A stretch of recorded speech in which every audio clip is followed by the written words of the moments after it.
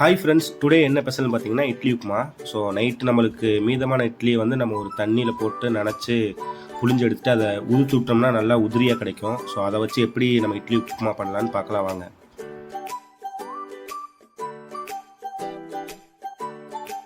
ஒரு பேன் எடுத்துக்கலாம். அந்த பேனில் வந்து அளவாக எண்ணெய் ஊற்றிக்கலாம்.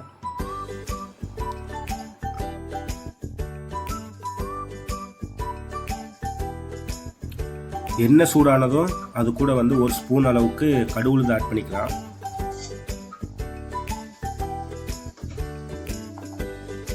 அது கூட ஒரு 5 வரமிளகா நம்ம பிச்சு வச்சிருக்கோம், அதையும் அது கூட ஆட் பண்ணிக்கலாம்.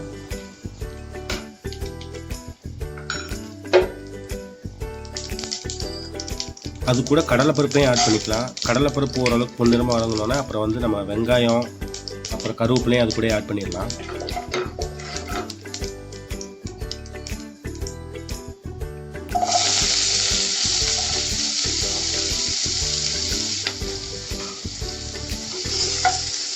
வெங்காயம் நல்லா பொன்னிறமாக வதங்கட்டும். ரெண்டுமே நல்லா வதங்கினதுக்கப்புறம் கொஞ்சமாக நம்ம வந்து மஞ்சள் தூள் அது கூட ஆட் பண்ணிக்கலாம். வேணுன்னா போட்டுக்கலாம், இல்லைன்னா அப்படியே கூட நம்ம செஞ்சுக்கலாம்.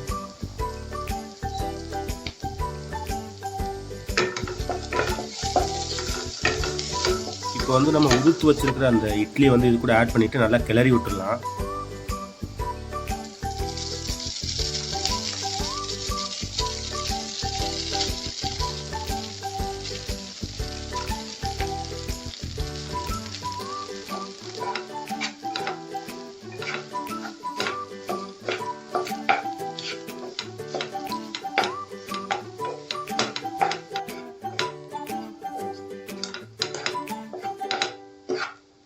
இப்போ பார்த்தீங்கன்னா ரெடி ஆயிடுச்சு இட்லி உப்புமா.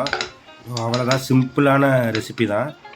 சப்போஸ் உங்களுக்கு வந்து இட்லி பொடி போட்டு சாப்பிட்டா நல்லா இருக்குன்னா இட்லி பொடியும் இது கூட ஆட் பண்ணிக்கலாம், நல்லா தான் இருக்கும்.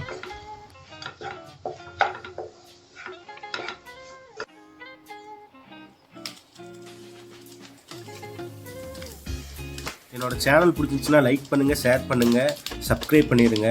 மறந்துடாமல் ரெசிபி எப்படி இருக்குன்னு கமெண்ட் பண்ணுங்கள்.